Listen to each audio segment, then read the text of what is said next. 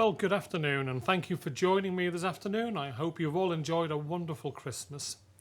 I would like to update you in our response to COVID. I'm joined here at the lectern by Dr. Henrietta Ewart, our Director of Public Health, who can also provide information on today's breaking news regarding the Oxford AstraZeneca vaccine. But before I do, I would like to update you on an issue that we used to talk a lot about: Brexit. To assist with questions, we will be able to call on David Corlett, who is head of the European and Trade Policy team in the Cabinet Office and is in a position to provide more detail if required. Although the challenges of COVID and the government's response to it have taken up a lot of our bandwidth throughout 2020, this does not mean that we have not been able to work on Brexit. Far from it. Officers from across government have been working hard throughout the year to secure the best possible outcome for the Isle of Man. You will have seen from the media that the United Kingdom and the European Union announced on Christmas Eve that after many months they had reached an agreement on their future trade relationship. The document is known as the Trade and Economic Cooperation Agreement. I briefed Timold on it this morning. This afternoon I would like to take you through what it means for the Isle of Man. Before getting into the substance, it is worth covering some of the basics again. As I'm sure you remember, the people of the United Kingdom voted to leave the European Union on the 23rd of June 2016. I know that many people on our island were, and still maybe are, frustrated that we were not able to vote in a referendum of such importance. For many, it felt that others were making decisions that impacted us. It is worth remembering, of course, that the Isle of Man was never a member of the European Union. We sat outside but had a number of benefits because of the UK's membership. Some of these benefits were related to holding a British passport, the right to travel freely and to settle or work across Europe. Other benefits relating to trade were through something known as Protocol 3. This was a set of really beneficial arrangements that meant we could trade our goods, including our meat, seafood and cheese, into the European market without tariffs or quotas. It was a good place to be. In terms of trade, we had most of the benefits of being a member of the European Union without the cost or many of the obligations. So when voters in the United Kingdom decided to leave the European Union, this did produce a certain amount of uncertainty for us. We have therefore been working closely with the United Kingdom government to ensure that they and the European Union fully understood what was important to us, and to ensure that we could get the best possible outcome for the island. Some people were concerned that the UK was negotiating for the Isle of Man rather than us doing it for ourselves. I do want to reassure you on this point. Firstly, it is normal for the UK to negotiate international treaties on behalf of us, the other Crown dependencies and the overseas territories. Secondly, I can tell you that the dialogue we had with the UK was first rate. I had contact with UK ministers regularly. Officials from across government were in constant contact with their opposite numbers in the United Kingdom and with those leading the negotiations. And as the negotiations went into the home straight, the team here at the Cabinet Office and other departments were working through weekends and evenings. This really has been a team effort. Negotiations between the UK and the EU have not been easy, but we were involved at every stage, and our voice was definitely heard. Then on Christmas Eve, we received formal confirmation that a deal had been done. The UK and the EU had agreed their trade and cooperation agreement. Now, why was it so important to get the deal right? There were a number of ways that the negotiations could have ended. You will have seen from the media that continuous uncertainty, or whether or not there was going to be a deal, was there right to the end. Many of the possible endings could have led to real risks for the island. Let me take you through a couple of them. First, if there had been no deal for the UK, there would have been no deal for the Isle of Man. This could have had a real impact on our economy. Our exports, both manufactured goods and agricultural goods, would have faced tariffs when exported to Europe. This could have made our lamb, cheese, seafoods, for example, and a range of manufactured goods less attractive and potentially impossible to sell. This would have also meant tariffs on imported goods. This is just not about brie, Parma ham and other high-end goods. Despite having wonderful produce locally, we do import more than we maybe realise from the European Union. Those goods, and therefore shopping baskets for families across the island, would have become more expensive. Second, there is a real risk at the start of the process that either the EU would refuse to allow the Isle of Man to join any new arrangements, or that the conditions that they might have insisted on to allow us to join might have been impossible for us. If the UK had been in and we had been out, this could have meant real friction in our trade with the UK, as well as tariffs on our exports, a lose-lose situation. This was why we've made every effort to get this right, and I am pleased to say that this is what we have achieved. As I briefed Tynwald this morning, as a result of the agreement, Manx companies will be able to trade with the European market with no tariffs, no quotas and minimal friction. This applies to manufactured goods and agri-foods. Manx goods will be treated in the same way as UK goods when trading with the European Union. Manx lamb can be sold in the same way as Welsh lamb. Manx seafood can be sold in the way as Scottish seafood. And manufactured goods from Ballasalla can be sold in the same way as manufactured goods from Birmingham. I know from speaking to local businesses who do export that this certainty for the future is what they needed. And I hope that this clarity will encourage those who do not yet export to the EU to consider doing so. Of course, there was give and take in these negotiations. Our ask was for free trade with the EU, no tariffs, no quotas. The EU's ask was that those who had previously fished in our territorial waters could continue to do so.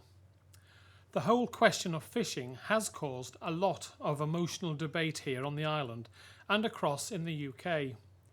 It was clear that without fish for the EU, there would be no goods for us. We agreed to explore this with the EU, subject to three important principles. First, that only those EU vessels with a proven and recent track record of fishing in Manx waters would be allowed to continue to do so. There could be no increase in the level of fishing undertaken by EU vessels. Second, that any new arrangement had to be a modern and champion sustainability. For example, we needed to be able to reduce or stop fishing in a particular place or for particular species if our stocks were at risk. It might be worth saying that at this point that scallops and queen scallops are not currently fished by EU vessels, and this will remain the case under the new arrangements. Third, that for the first time the Isle of Man would be responsible for licensing and managing effort by EU vessels. There could be no question of anyone else doing this. This is an important measure in the control of our territorial waters. These were important negotiating positions for us, and I am pleased to say that we have secured all of these under the new arrangements. Any EU vessel that wishes to fish in our waters in the future will have to prove a track record of 10 days fishing in any of the 3 12-month periods prior to January 2020. They will have to apply to our fisheries team at DEFA for a licence to do so, and they will only be able to fish for the species that they previously did in the section of our waters where they previously did. I know that some people would have liked to have seen all foreign vessels excluded from our waters. I get that. But I believe this approach of allowing into the small number of vessels that can provide the solid and recent track record is balanced and fair.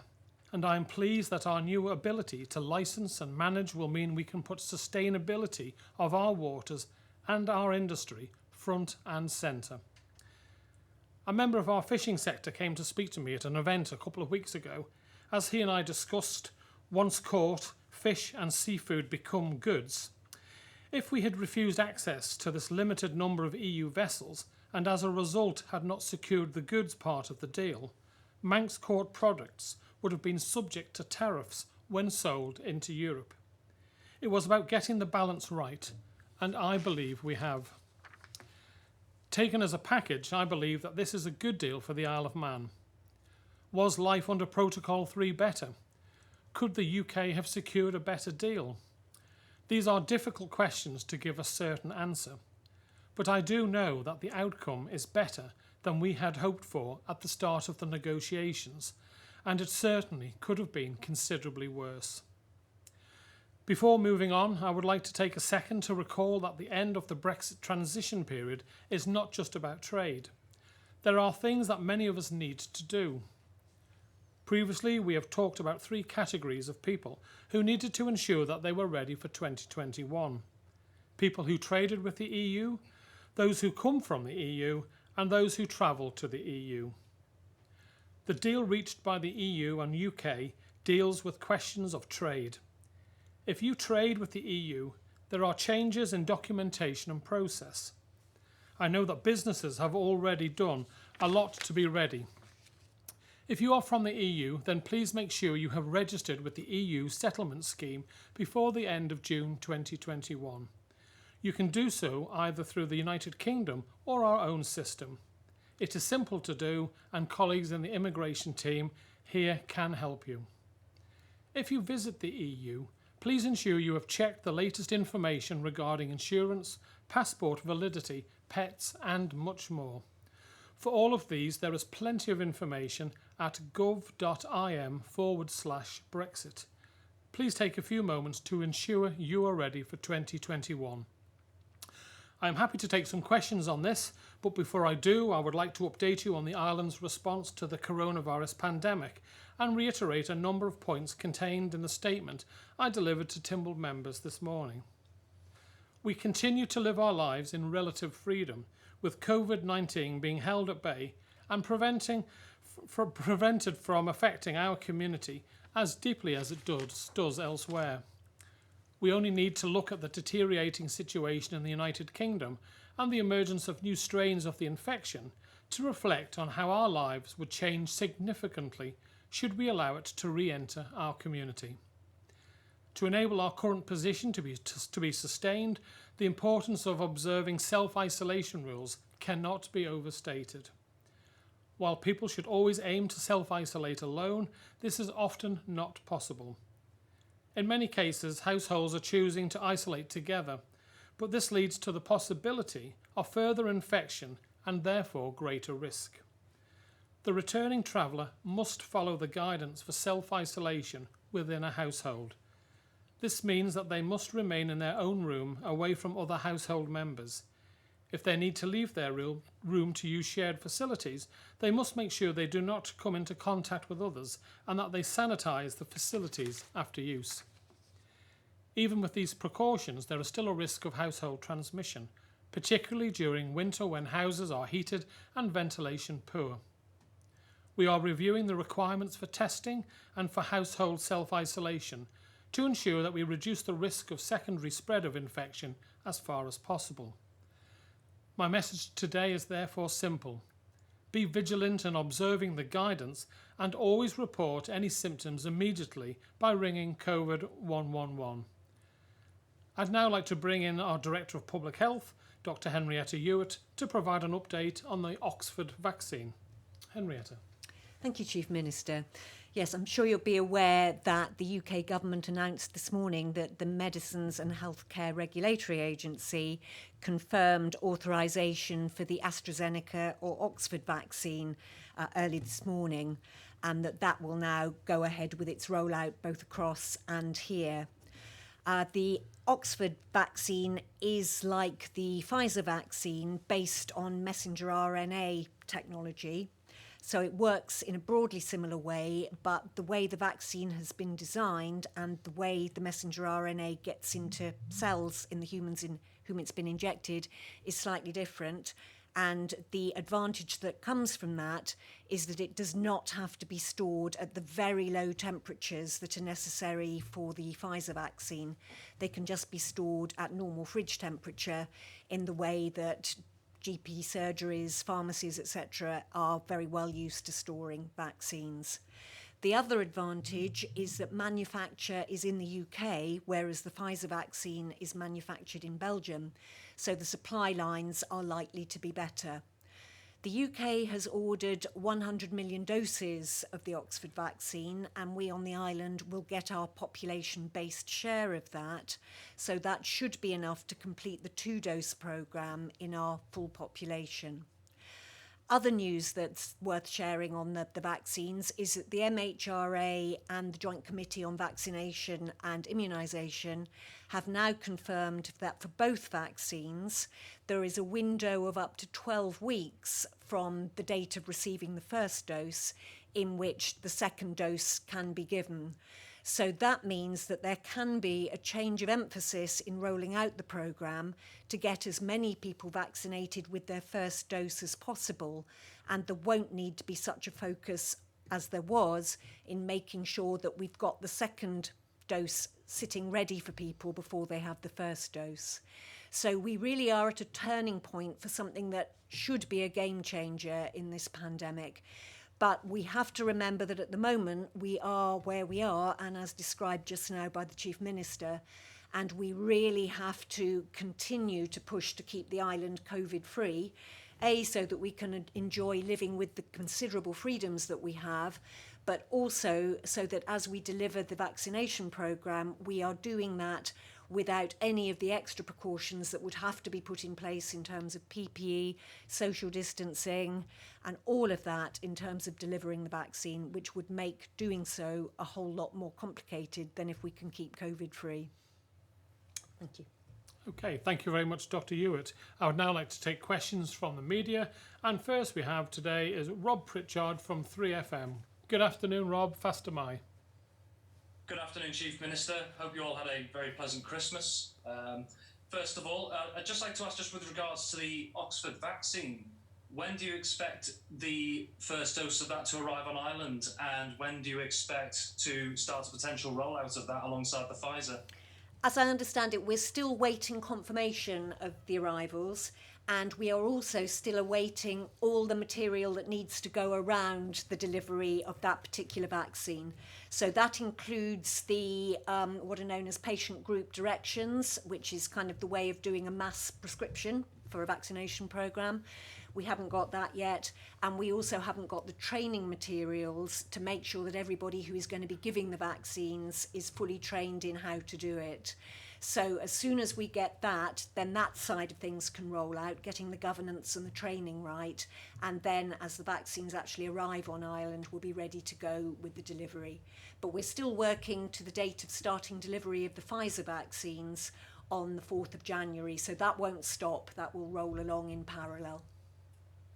Supplementary to that, just with what you were saying there, do you even have a rough estimate as to when you maybe hope to start getting the Oxford vaccine up and running? I don't anticipate that it will be long, but I can't give you a date at the moment. Okay, thank you. My second question, just with regards to the Brexit trade deal, you yourself, Chief Minister, you've talked about the benefits to the likes of the fishing industry and agri-foods. Could you give us any examples of any other particular sectors on Ireland that could really benefit from this deal?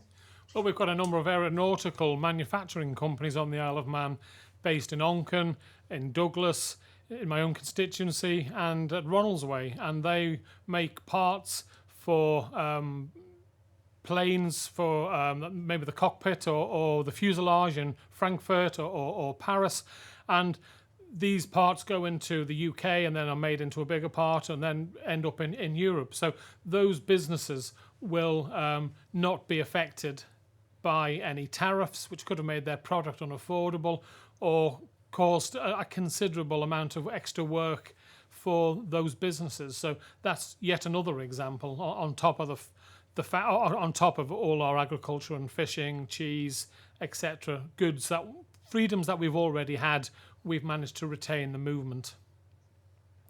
Thank you very much, Rob. Next we have Simon Richardson from Business 365. Good afternoon, Simon. Faster my. Good afternoon, Chief Minister. Mine's a Brexit-related question. Banking and accounting businesses will lose their automatic right of access to EU markets and face some restrictions. Is that a major concern for the financial services sector? Well, obviously, our Department for Enterprise and Treasury are having discussions with the banks to ensure what will be happening going forward. Obviously, we never had financial services with the European Union anyway. We were never going to get that. I don't know, David, if you would like to come in and expand on that. Yeah, as the Chief Minister's explained, Isle of Man banks and financial institutions would never have had the automatic right to market their services in the EU, as would the UK. So it's UK financial institutions that have lost that right, the passporting right, as it was known.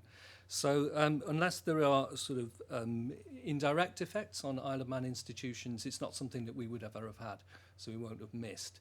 UK financial institutions may benefit from equivalence, which is a system that the EU, had in place before the Brexit process, which enables them to participate and market their services to EU customers. But that's a process that they have to go through, an application process that they have to go through with the EU. Thank you very much, Simon. My second question. Without access to the European Court of Justice as the final arbiter in legal issues, to whom can people in the Isle of Man turn in future? Well, obviously, we have our own court system, and then the ultimate will be the Privy Council. Again, David, if you want to expand on that. Sure. Of course, there are two European Courts of Justice, and they're sometimes conflated. The European Court of Human Rights still has the ultimate say in respect of human rights matters for people on the Isle of Man, because we've agreed to be part of that convention. The European Court of Justice is, of course, the EU's highest court, and we would have had recourse to that only for matters which would have related to Protocol 3. Now, of course, that protocol has fallen, and our formal legal relationship with the EU is gone. So, yes, we won't have recourse to that, but of course the Court of Human Rights is still there. Thank you. Thank you very much, Simon. Now we move on to Sam Turton from Jeff the Mongoose. Sam, good afternoon. Fast am I. That's my Chief Minister, sorry about that. In terms of this deal with the EU, will the island benefit from other trade deals such as the one that was agreed with Japan, for instance, and future ones that come with that, or will we be excluded from them? No, we're working behind the scenes to be included. Obviously, the Japan one does include the Isle of Man, but only for goods, and we are looking to, in the future, negotiate services with Japan, and I know other jurisdictions are being worked on, Canada, obviously America, Australia, New Zealand, and the Isle of Man is looking to be involved and play a part in these free trade agreements. I don't know, anything further, David, you would like to add? Sure. As you may be aware, there were some 60 trade agreements which the EU had concluded with other countries, and they've been rolled forward by the UK under what's known as continuity agreements. And the Isle of Man was only ever covered by those agreements to the extent of trading goods, and we've retained that involvement, so we're still covered, say, as the Chief Minister's mentioned, in relation to the Canada agreement. With Japan, things were slightly different. They reopened that agreement and renegotiated it. So as a baseline, that covers us for goods, but there is also a permissive extent clause within the agreement itself, which we asked for, which means that we could have other chapters extended to us at a later date. So as the Chief Minister says, that could include services or intellectual property or other areas where we're interested in. Thank you. And just secondly, could I ask Dr. Yu a question, please?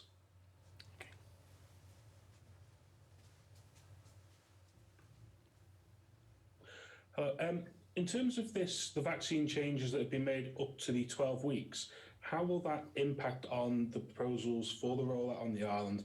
And will this move away from the airport as a centralised location to open up other areas, perhaps? Yes, I mean, that's the question that DHSC will have to work through as the department that's responsible for the delivery. But yes, the new vaccine is much easier to administer because it doesn't have to be maintained at the cold temperatures, and there doesn't have to be quite such careful management of it when you get it out of the fridge, when you mix it, etc. So it is a much easier vaccine to give in primary care, in GP surgeries and or in community pharmacies. So the authorisation of this vaccine really opens up a lot of new possibilities for rolling out a much smoother vaccination programme. Thank you. Thanks very much, Sam. Now we move to Ewan Gorn from Manx Radio. Good afternoon, Ewan. Faster my Chief Minister. I was just wondering, firstly, can you give us an indication of how many EU vessels, you said they're a small number, how many you expect to want to continue to fish in our waters? And then could you expand by saying how you intend on policing those vessels and ensuring they have a licence to do so? Well, first and foremost, they will have to apply for a licence and prove also that they have been fishing in our territorial waters for the 10-day period in the last 3 years. So we are expecting around the 2030 tops sort of number. So it's not a big number at all, and but we won't be able to have the exact number. That's just a very rough estimate until they have applied, because they may not feel it's worth their while going forward. I would have to say that these will be the same vessels. They won't be allowed to be replaced by other bigger vessels, and they will only be allowed to catch the same quota that they've already been catching in our waters. So the answer is we don't know the exact number at this moment in time, but they will have to apply through DEFA and our fishing team for a licence. And is the Barul, the patrol vessel, is that adequate to ensure if there are rule breakers, you can catch them and penalise them? Well, it's not. I mean, I know our little vessel gets a little bit of stick sometimes about not being the fastest of boats, but all these boats fishing in our waters, it's a bit like a plane flying in our skies. They're all monitored. They have to give off a beacon, an electronic signalling device to let us know where they are, and they're monitored. So yes, checks can be done, even if the boat isn't out at sea. Checks can be done to make sure that they're complying with the rules and regulations and not going into areas where historically they've never been before. Thanks very much indeed, Ewan. Sorry, my second question is also in relation to fishing, if that's all right. Are you concerned that if a situation develops, say, in the Channel Islands, where fishing rights are hotly contested with the EU, that if there are punitive tariffs introduced, the Isle of Man will be facing them as well? That could happen. You hope it's not going to happen, but theoretically, yes, if punitive tariffs were implemented on the UK as a result of that, then yes, the Isle of Man is automatically caught up in that, and any of our goods would have the same. As I say, we've negotiated that all Isle of Man goods going into the European Union are treated as if they were as if they'd come from the United Kingdom, and therefore it stands to reason that if a tariff is brought on, say, on sheep meat or beef or a certain type of manufactured good, then that would impact on a product coming from the Isle of Man. But let's hope we don't get there. Thanks very much indeed, Ewan. And last but not least, we have Adrian Derbyshire from the Isle of Man newspapers. Good afternoon, Adrian. Faster my. Good afternoon.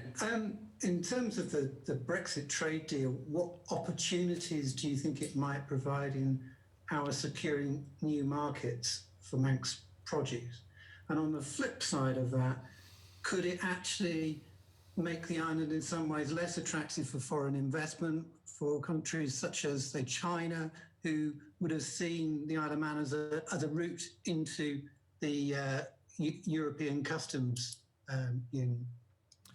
Right, well, I'll bring David in on an element shortly on that, but we still have our VAT and relationship with the United Kingdom. So if China wanted to come into the UK, there would be nothing to bring a product, say, into Southampton. There's still nothing to stop it from doing all its VAT negotiations through the Isle of Man, all that paperwork, and that's where we've been building up various businesses supporting that sort of relationship.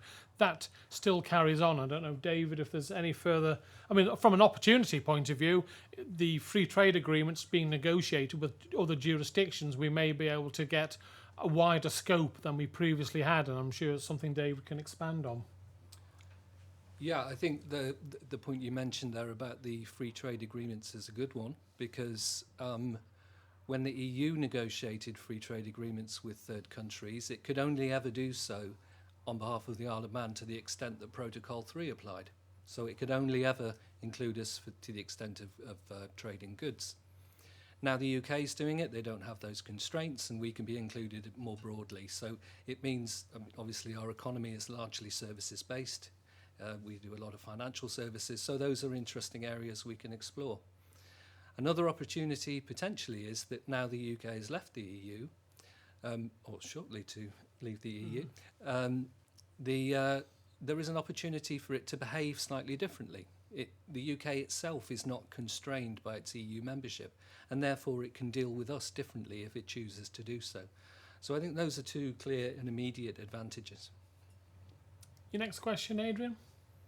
Yeah, our good friend Richard Murphy and Tax Research UK, well known to the Isle of Man, he has suggested in a blog that because Britain will no longer be bound by the EU Code of Conduct on tax, that there will be an impetus from the Crown dependencies to retain full tax haven status, as you put it. It seems unlikely because the trade deal itself talks about compliance with global tax transparency and tax cooperation. But I wonder whether you could put that idea to bed.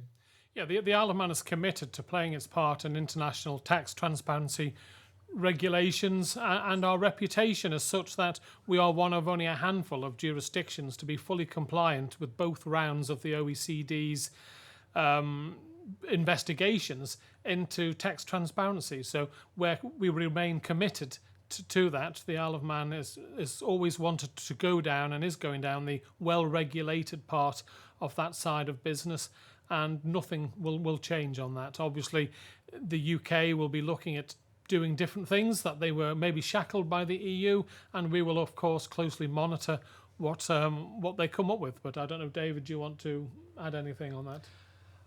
Not really, Chief Minister. I mean, we already comply with Code Group rules, and we already cooperate with the EU, in terms of its listing process. So we already do those things, and we're not obliged to do so under Protocol 3. We also adhere to OECD standards on tax transparency as well. So it's not like we're going to change that. Okay. Well, thank you all very much for those questions. Now, on Friday, a new year dawns. After all that 2020 has thrown at us, I am sure, like me, you will welcome the opportunity the new year brings for a fresh start and renewal. The issue concerning the future trade relationship with the UK and the EU and what this means for the Isle of Man is resolved. Next week, we will commence the COVID vaccination programme. Although our island has in many ways been fortunate during this pandemic, I know there has been sorrow and hardship. With 2021 on the horizon, I feel certain that we can look to brighter days ahead. Please enjoy the remainder of the festive season as we bid farewell to 2020 and welcome in 2021. And I will speak to you in the new year. Thank you all very much.